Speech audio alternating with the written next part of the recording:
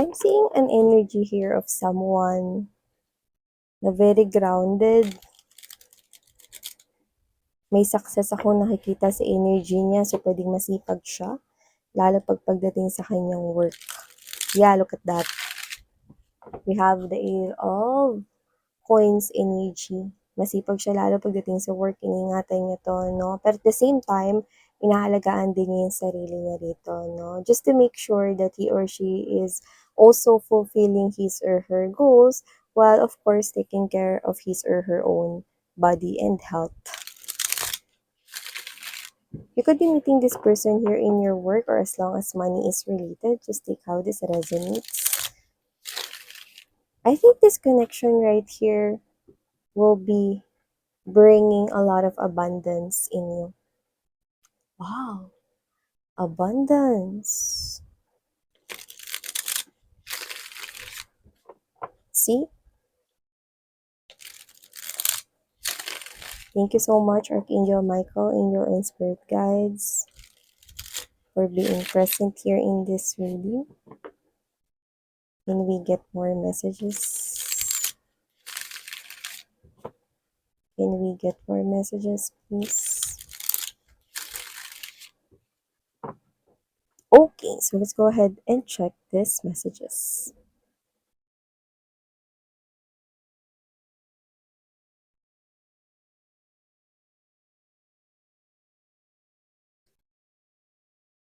Oh, nice. Oh, wow.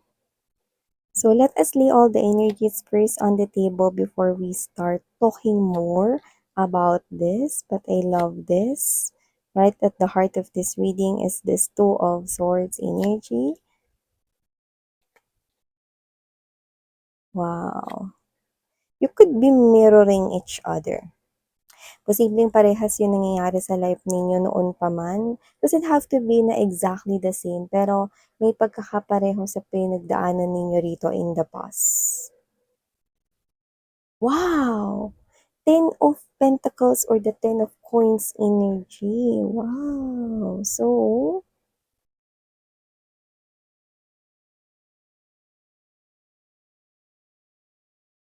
hi and hello there, collective. Thank you so much po sa inyong walang sawang pagsuporta, no? At sa mga pabalik-balik na subscribers, thank you po sa inyong lahat. Ako po pala si Yan, yung subscribers, tuloy po kayo rito, no? At sa mga hindi pa nakaka-knows ng mga channels ko, ang mga links po ay nasa description box. Pwede po kayong tumambay din doon, no? Just take only what resonates kasi hindi po talaga mag-resonate sa lahat. So yun nga, wala tayong gender, bahay, lalaki, LGBT, lahat kayo welcome. And of course, this is timeless, pwedeng nangyari na, pwedeng hindi pa, at pwede namang nangyayari sa kasalukuyan na. So, nakikita ko dito that you've got someone here, no? Alam mo, kung titingnan ko to, ito yung klase ng energy na parang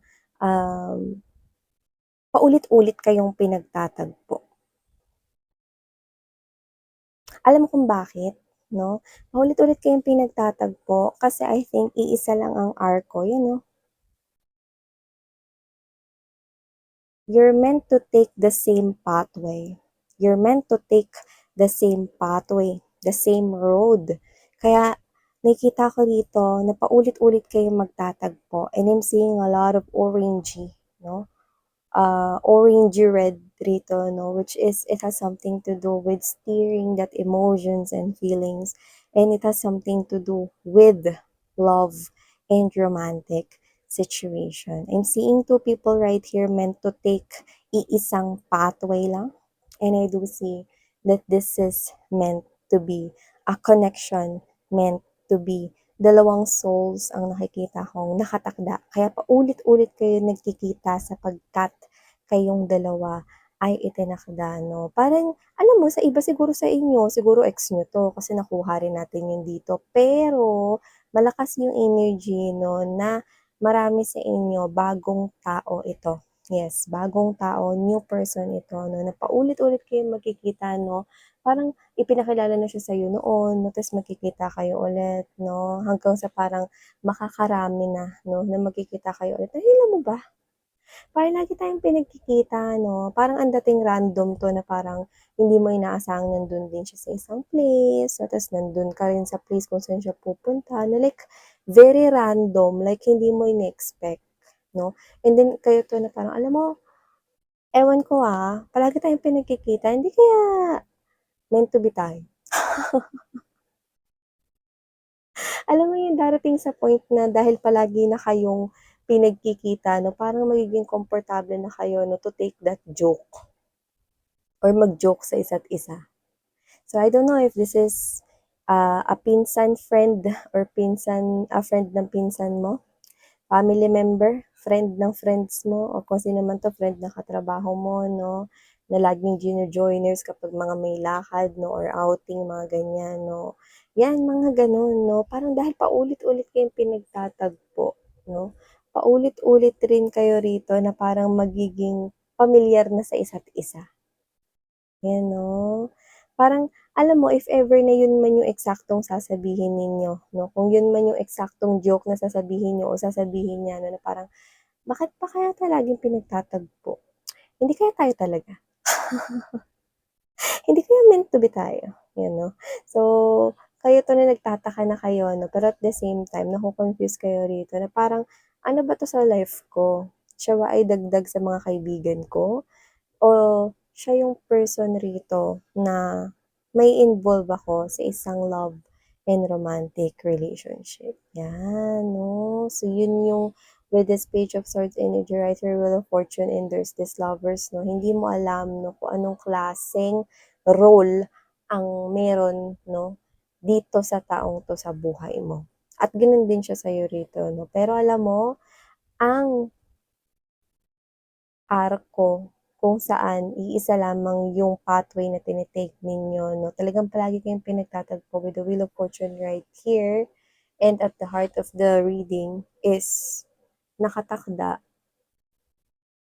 na kayong dalawa ay iligtas ang isa't isa sa nightmare 'no, na I think, siyempre sabihin na natin 'no, na naka-move on na kayo from your past relationships no, or dun sa pinakaminahal ninyo before 'no. Pero sometimes meron pa rin kayong fear, sometimes parang nasa loob pa rin kayo ng nightmare 'no, na what if maulit yun or whatever 'no. I think you are someone here and that person parehas ninyong ihi-heal ang isa't isa. You will help each other to come out from that nightmare 'no. This person will save you like your knight in shining armor, and you will save this person here like ikaw ang kanyang knight in shining armor. See?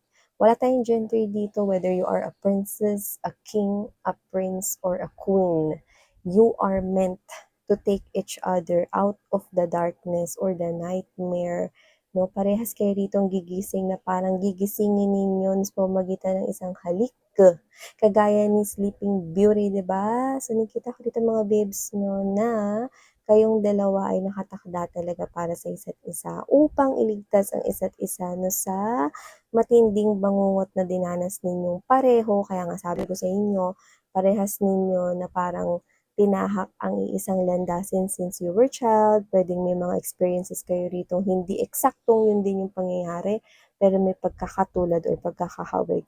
Kasi nga, you're mirroring each other here. So, maaaring kayo ay twin flame connection din ng taong ito. Maaaring siya ang iyong TF, no? Hindi talent fee, kundi twin flame. So, nakikita ka rito, no, na parehas nyo yan na mare-recognize, no, magiging magkaibigan kayo, nakikita ko rito na magkakaroon kayo ng mas magkakapalagayan kayo ng loob, no, with the Knight of Cups energy, and there's this beautiful Ace of Wands energy. There's definitely, no, something here na may mabubuo talaga. No? And with this Two of Pentacles energy, mas gaganahan siya rito na magtrabaho, mas gaganahan siya rito na mas magpursige pa sa buhay niya, lalo sa financial niya. At ikaw din, no?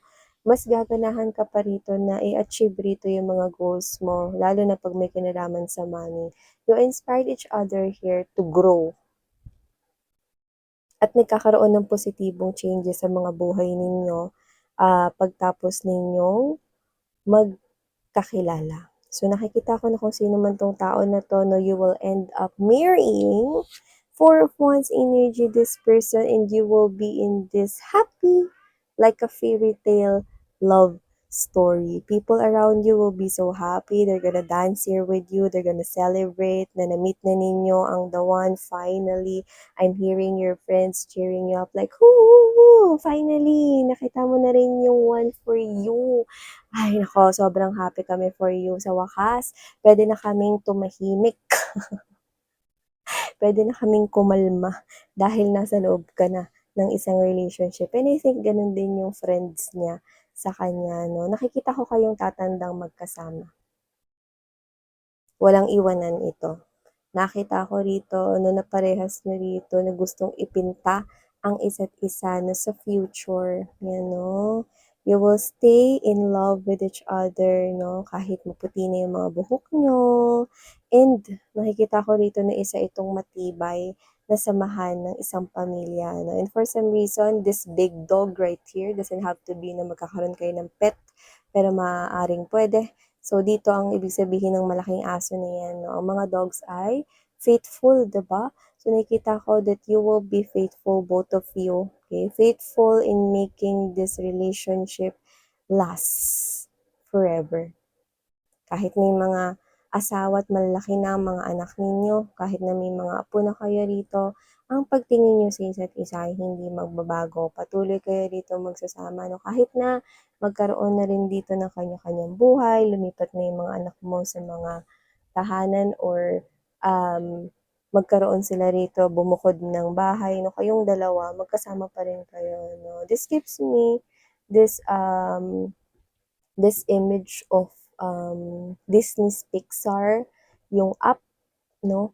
Wherein tumanda sila, no, na magkasama nung wife niya, no? So, yun yung nakita ko rito. So, I do pick up that this person here will love you till your last breath. And you are going to love this person here, okay, till your last breath. Ganon din siya sa'yo, no? Till his or her last breath, ikaw yung mamahalin niya rito. At ang maganda, walang nagbago. Ang pag-ibig niya hindi nagbago kahit lumaki na yung mga bata, hindi niya naisip rito magloko or mag-chat sa kung sino-sino. Walang iba rito na binibigyan niya ng buong-buong respeto, kundi ikaw. Ikaw, taray, ikaw nga, no? Ikaw ang nakikita ko rito, no? Na taong gusto niya ritong paglingkuran habang buhay, pag-alayan ng magandang buhay at makasama sa kailanman. Walang iba kundi ikaw. At ang maganda, ganun din siya sa'yo. Ay, I'm seeing you having this life here. Ang biro na sa simula ay akala mo biro lang, no? Na baka pinagtagpo kayo kasi baka kayo ay para talaga sa isa't isa. Well, yun nga talaga yun, no? Paulit-ulit kayong pinagtatagpo dahil para kayo sa isa't isa. Ikaw ay para sa kanya at siya ay para sa'yo. Ang arko na papasukan ninyo ay iisa lamang ang daanan na yan, ang road na yan ay patungo dito sa inyong tadhana. Kayo ay nakatadhana rito na ilabas ang isa't isa sa masalimuot at bangungot ng inyong nakaraang pag-ibig, no? Nakikita ko rito na parehas kayo magpupursige no, at parehas ninyong itataguyod ang relasyon na ito, no, at ang inyong magiging pamilya.